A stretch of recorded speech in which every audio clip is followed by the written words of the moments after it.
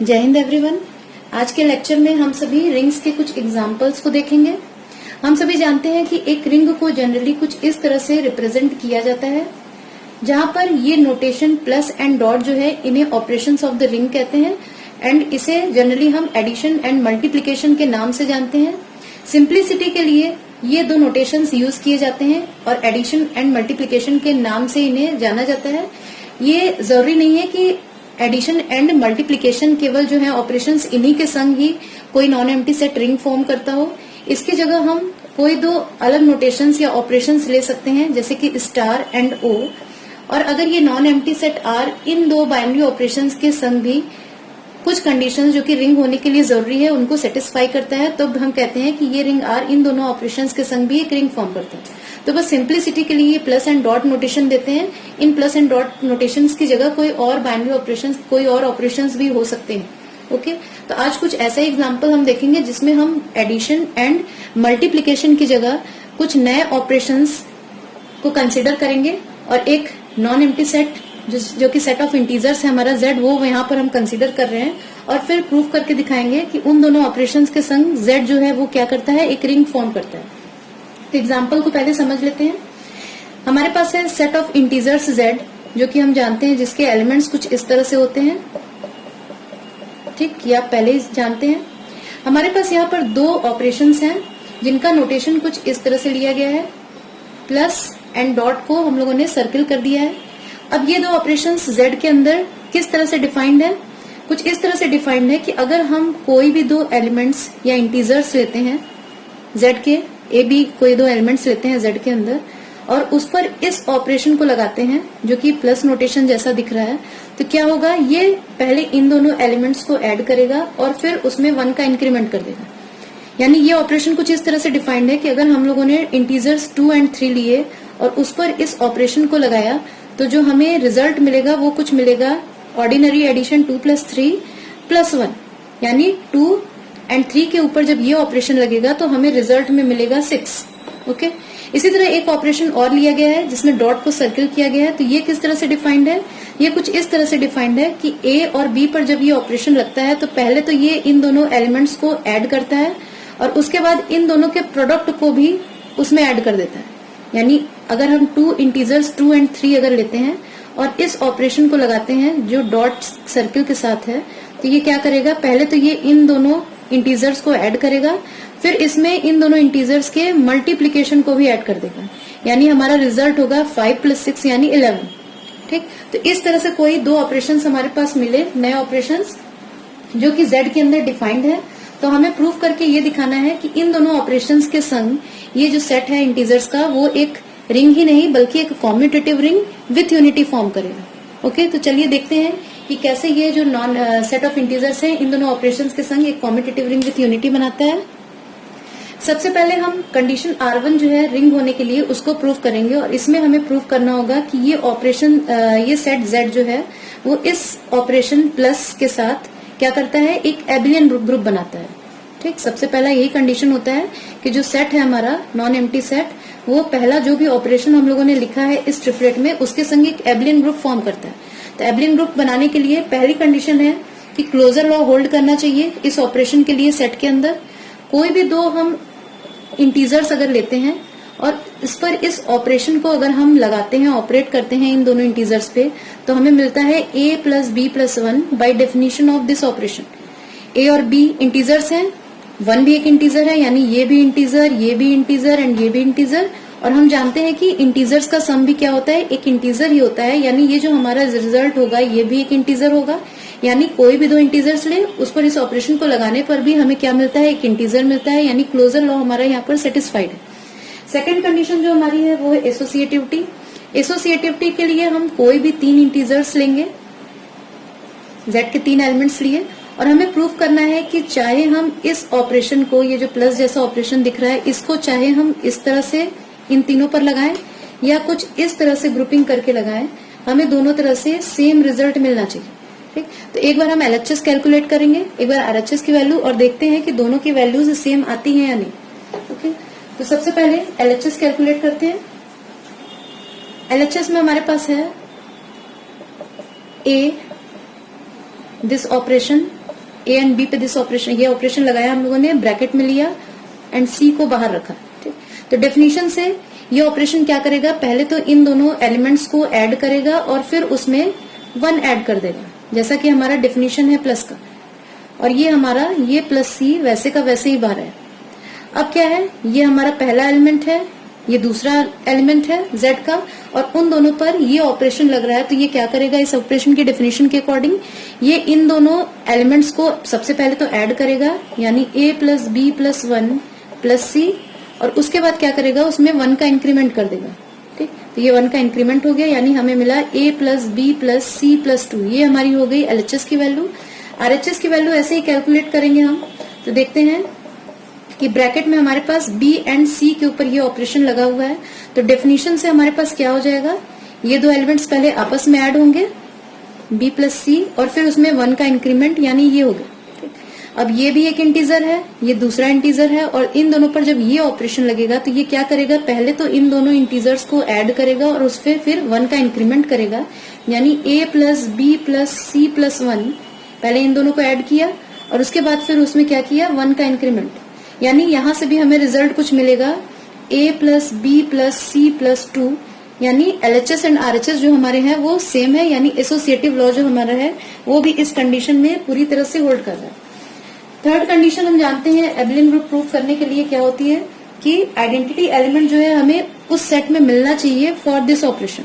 ठीक, तो third condition, हमें आइडेंटिटी एलिमेंट एक E जरूर मिलना चाहिए Z के अंदर फॉर द ऑपरेशन दिस।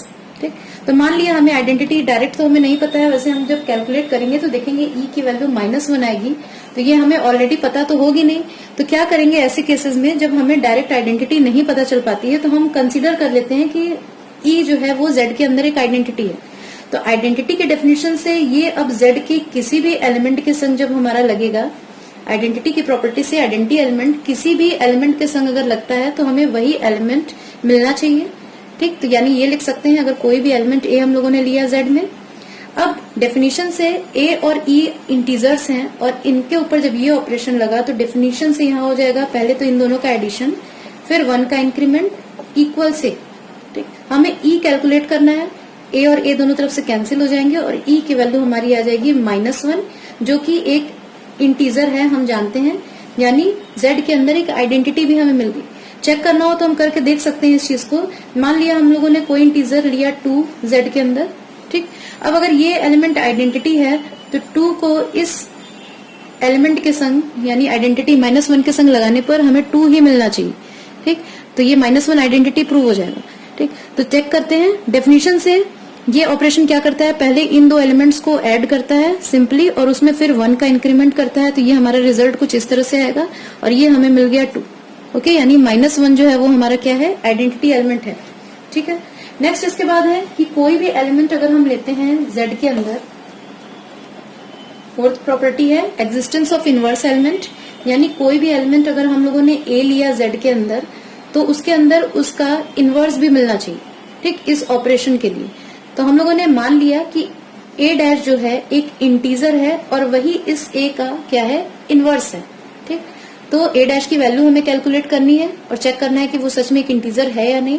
तो क्या करेंगे हम, इनवर्स की प्रॉपर्टी से कोई भी दो एलिमेंट्स जो कि एक दूसरे के इनवर्स हैं अगर वो एक साथ आते हैं तो हमें क्या मिलता है, आइडेंटिटी मिलता है। ये हम सभी जानते हैं कि दो इनवर्सेस एक साथ जब आते हैं तो आइडेंटिटी मिलता है। ठीक, अब डेफिनेशन से ये दो एलिमेंट्स पर जब ये ऑपरेशन लगेगा तो इसकी जगह हम लिख सकते हैं A प्लस A' प्लस 1 और आइडेंटिटी हमारे पास है -1। हमें कैलकुलेट क्या करना है, A', तो A' की वैल्यू हमारे पास आएगी -2 -A। ठीक, यानी अगर A कोई इंटीजर है तो उसका इनवर्स क्या होगा, -2 -A। इसको भी चाहे तो चेक करके खुद देख सकते हैं। मान लीजिए हमने लिया 2, A की जगह हम लोगों ने क्या लिया 2, तो A' क्या हो जाएगा, A' हो जाएगा -2 -A, यानी -2 -2। ये A की वैल्यू हमारी 2 है। ठीक, ये हम लोगों ने लिया 2, तो इसका इनवर्स हो जाएगा डेफिनेशन से -2 -2 यानी -4। अब इन दोनों एलिमेंट्स को हम एक साथ रखते हैं और देखते हैं हमें आइडेंटिटी मिलता है या नहीं, यानी 2 ये वाला ऑपरेशन -4 चेक करते हैं हमें आइडेंटिटी एलिमेंट मिलना चाहिए। तो डेफिनेशन से ये हो जाएगा 2 प्लस -4 प्लस 1 का इंक्रीमेंट और ये हो गया हमारा -1 जो कि हमारी क्या है, आइडेंटिटी है। ठीक, यानी ये रिजल्ट भी हम लोगों ने सही निकाला है। तो हर एलिमेंट का इनवर्स भी उसके अंदर है और ये सेट जेड के अंदर ही होगा ये एलिमेंट ए डैश, क्योंकि ए एक इंटीजर है तो -2 -a भी क्या होगा, एक इंटीजर होगा। तो हर एलिमेंट का इनवर्स भी जेड के अंदर ही हमें मिल जा रहा है। फिफ्थ प्रॉपर्टी है हमारी कॉम्यूटेटिव लॉ। तो कॉम्यूटेटिव लॉ भी आसानी से हम चेक कर सकते हैं। कोई भी दो इंटीजर्स अगर हम लेते हैं उसको कुछ इस तरह से हम ऑपरेटर ये लगाते हैं इन दो एलिमेंट्स पे, तो इसका रिजल्ट होगा a प्लस बी प्लस 1 और इसको हम कुछ लिख सकते हैं b प्लस a प्लस 1, क्योंकि इंटीजर्स का एडिशन जो है वो कॉम्यूटेटिव होता है। ठीक, और ये हमें देगा ये कोई भी दो एलिमेंट्स इंटीजर्स a b अगर हम लोगों ने लिए, तो यानी R1 कंडीशन हमारी प्रूव हो गई कि जो ये सेट Z है वो प्लस ऑपरेशन के संग एक क्या कर रहा है, प्लस ऑपरेशन नहीं, ये नया एक ऑपरेशन है, इस ऑपरेशन के संग जो क्या कर रहा है, ये एक एबिलियन ग्रुप फॉर्म कर रहा है। तो कंडीशन R1 जो रिंग होने के लिए प्रूव करनी थी हमारी होगी। अब नेक्स्ट आते हैं कंडीशन R2 पे। R2 कंडीशन में हम प्रूव करके दिखाते हैं कि ये जो सेट है ये सेकंड ऑपरेशन जो हमारे पास हेड नोटेशन है उसके संग एक सेमी ग्रुप फॉर्म करता है, इज ए सेमी ग्रुप। इसके अंदर हमें पता है कि दो कंडीशंस हमें चेक करनी होगी। सबसे पहले तो closure law for this operation and second associative law for this operation. तो सबसे पहले क्लोजर लॉ देखते हैं। कोई भी दो इंटीजर्स अगर हम लेते हैं और उस पर इस ऑपरेशन को अगर हम लगाते हैं, ठीक, तो डेफिनेशन से ये क्या करेगा, पहले तो इन दोनों एलिमेंट्स को ऐड करेगा सिंपली और उसके बाद इसमें इन दोनों के प्रोडक्ट को भी ऐड कर देगा। तो a plus B plus a dot B. अब a हमारा है इंटीजर, b भी हमारा है integer and product of two integers हम जानते हैं वो भी एक इंटीजर होता है। ठीक, तो ये भी इंटीजर, ये भी इंटीजर, ये भी इंटीजर और सम ऑफ इंटीजर जो है वो भी क्या होता है, हमेशा एक इंटीजर होता है। यानी ये रिजल्ट जो हमें मिला वो भी एक इंटीजर ही होगा, z का एलिमेंट, यानी क्लोजर लॉ होल्ड कर ली। नेक्स्ट है हमारा एसोसिएटिव लॉ। तो जैसे हम लोगों ने इस वाले ऑपरेशन के लिए लिया था वैसे ही इसके लिए भी एसोसिएटिव लॉ होल्ड करके दिखाना है। तो सबसे पहले हम कैलकुलेट करेंगे ये वैल्यू, ठीक, जहां पर a b c हमारे क्या इंटीजर्स हैं। तो डेफिनेशन से ये ब्रैकेट के अंदर पहले हम सॉल्व करेंगे। तो ये क्या करेगा, डेफिनेशन से पहले इन दोनों को ऐड करेगा और फिर इसमें इन दोनों के प्रोडक्ट को भी ऐड करेगा। ठीक, और ये बाहर हमारा आ गया ये। अब ये एक इंटीजर है, ये भी एक इंटीजर है और दो इंटीजर्स के बीच जब ये ऑपरेशन लग रहा है तो कुछ इस तरह से डिफाइंड है कि पहले तो ये इन दोनों इंटीजर्स को सिंपली ऐड करेगा, यानी a plus B plus a dot B plus C. ठीक, और उसके बाद क्या करेगा, इन दोनों का प्रोडक्ट जो है उसको भी ऐड करेगा, यानी plus a plus B plus a dot B into C. ठीक, इसे सॉल्व करेंगे तो हम लोग देखते हैं हमें मिलेगा a प्लस बी प्लस सी, यहाँ से a b c, फिर यहाँ से a डॉट बी, यहाँ से हमें मिलेगा b dot C and a dot C. लिख सकते हैं b dot C plus a dot C और लास्ट में ये a dot b dot C. ठीक, तो कुछ इस तरह से हमारा ये वैल्यू कैलकुलेट हुई। अब हम सेकंड कैलकुलेट करेंगे, किसकी वैल्यू, सेकंड हम नेक्स्ट कैलकुलेट करेंगे b एंड c को एक साथ ग्रुप करेंगे और a को इस तरह से बाहर रखेंगे। ठीक, तो अब ये ब्रैकेट के अंदर जब हमारा ऑपरेटर जो है वो कुछ इस तरह से लगेगा, पहले ये b और c को ऐड करेगा और फिर इनके मल्टीप्लीकेशन को भी ऐड करेगा इसमें। अब ये एक इंटीजर है, ये दूसरा इंटीजर है, इन दोनों पे ये ऑपरेटर लग रहा है तो वो पहले क्या करेगा, पहले तो वो इन दोनों को सिंपली ऐड करेगा, यानी a plus B plus C plus B dot C और फिर उसमें ऐड करेगा इन दोनों के प्रोडक्ट्स को, यानी a dot B plus C plus B dot C. Okay, यानी इसको भी सॉल्व करने पे हम देखेंगे हमें वही रिजल्ट मिलेगा जो यहाँ पर हमारे पास था, यानी एलएचएस नहीं, हम लिख सकते हैं कि a dot B dot C, चाहे इस तरह से हम ऑपरेटर को लगाएं या इस तरह से इस ऑपरेटर को लगाएं, दोनों तरह से हमें सेम रिजल्ट मिलता है। यानी एसोसिएटिव लॉ भी जो हमारा है वो होल्ड कर गया इस केस में, यानी R2 कंडीशन भी हो गई। अब लास्ट है हमारी R3 जो कहता है कि dot distributes over plus dot, यानी ये सेकंड ऑपरेटर जो है वो डिस्ट्रीब्यूट होता है, dot distributes over this operator, first operator, from left as well as from right. ठीक, तो इसमें दो कंडीशन लेफ्ट साइड के लिए अलग हमें प्रूफ करना होगा। लेफ्ट साइड में हम प्रूफ करके दिखाएंगे कि a dot B plus C equals a dot B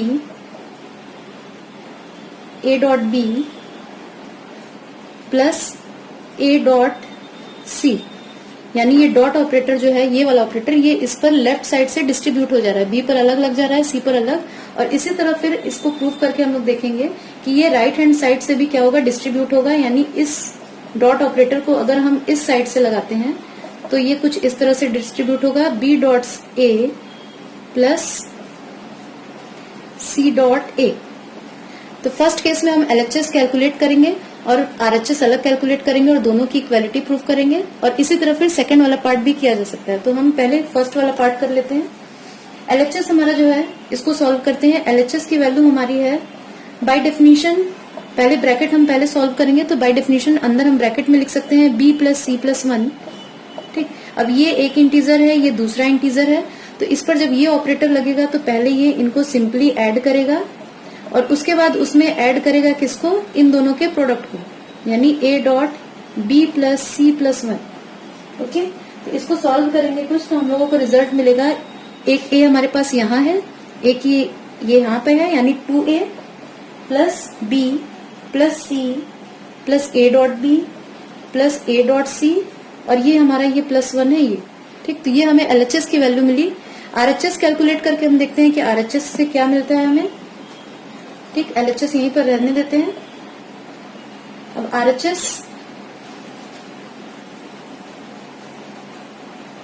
RHS में कैलकुलेट करते हैं हम लोग a dot b plus a dot C, ये हमारा इसको कैलकुलेट करना है। तो ये पहले क्या करेंगे, हम पहले ब्रैकेट को सॉल्व करेंगे। तो यहाँ पर हमारे पास हुआ है a plus b plus a dot b, इसी तरह से डिफाइंड है ये ऑपरेटर, बीच में प्लस साइन, और यहाँ पर डिफाइंड जिस तरह से है उसके according a plus C plus a dot C. ठीक, अब ये एक इंटीजर है, ये दूसरा इंटीजर है, और इन दोनों इंटीजर्स के बीच ये साइन लग रहा है। तो डेफिनेशन से ये क्या करेगा, पहले इन दोनों को सिंपली ऐड करेगा और उसमें फिर 1 का इंक्रीमेंट कर देगा। ठीक, तो सिंपली जब ऐड करेगा तो a एंड a यानी 2a प्लस ये b है हमारे पास प्लस c प्लस ये a dot b plus a dot c, और उसके बाद फिर क्या करेगा 1 का इंक्रीमेंट यानी ये। तो ये और ये देख रहे हैं हम लोग कि ये दोनों सेम रिजल्ट है, यानी एलएचएस इक्वल आरएचएस। इसी तरह हम राइट हैंड साइड जो राइट डिस्ट्रीब्यूटिव लॉ है, distribution from the right hand side, उसको भी आसानी से प्रूव कर सकते हैं। यानी कंडीशंस R1, R2, R3 तीनों ही सेटिस्फाइड हैं, और हम कह सकते हैं कि ये जो सेट Z है वो इन दो ऑपरेटर्स के संग एक रिंग फॉर्म करता है। अभी यहाँ पर यही प्रूव हुआ हमारा कि ये एक रिंग फॉर्म करता है। अभी कॉम्यूटेटिव प्रूफ करना और यूनिटी प्रूफ करना बचा हुआ। तो कॉम्यूटेटिव जो होता है वो सेकंड ऑपरेशन के लिए हम प्रूफ करके दिखाते हैं। ठीक, तो देखते हैं कि ये कॉम्यूटेटिव लॉ भी सेटिस्फाई करता है या नहीं। कोई भी दो इंटीजर्स हमने लिए a डॉट बी, और इस पर जब हमने ऑपरेटर लगाया तो a plus B plus a dot B, इसको लिख सकते हैं हम b plus a plus b dot a, क्योंकि इंटीजर्स का एडिशन एंड मल्टीप्लीकेशन दोनों कॉम्यूटेटिव होता है। और इसको फिर हम लिख सकते हैं डेफिनेशन से b डॉट a, यानी कॉम्यूटेटिव लॉ जो है वो भी इसके अंदर होल्ड कर रहा है। यूनिटी एलिमेंट फॉर डॉट, यानी सेकंड ऑपरेटर के लिए यूनिटी एलिमेंट भी हम लोगों को चाहिए।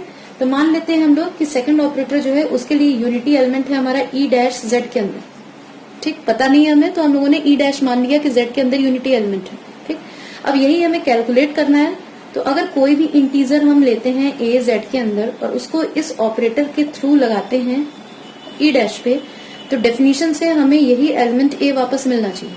ठीक, अब ए और ई डैश पर जब ये ऑपरेटर लगेगा तो मिलेगा A plus E dash plus A dot E dash equals A. Okay, A और ए हमारा क्या हुआ, कैंसिल हो गया। ई डैश हम लोगों ने कॉमन किया, यहां से हमें मिला 1 प्लस ए इक्वल्स 0। ठीक, और यहां से हमारा हो गया ई डैश इक्वल्स 0। ठीक, यानी आइडेंटिटी एलिमेंट हमारा जो है वो हो गया 0, जो कि क्या है, एक इंटीजर है। तो आइडेंटिटी एलिमेंट भी हमें जेड के अंदर मिल गया। चेक करते हैं कि ये आइडेंटिटी एलिमेंट इस ऑपरेटर के लिए है या नहीं। तो हमने कोई भी इंटीजर, हमने एक इंटीजर 2 लिया और इस ऑपरेटर के संग आइडेंटिटी एलिमेंट हमारा 0 है, इसको लगाया। तो डेफिनेशन से ये दोनों पहले आपस में ऐड होंगे, फिर इन दोनों का मल्टीप्लीकेशन ऐड होगा।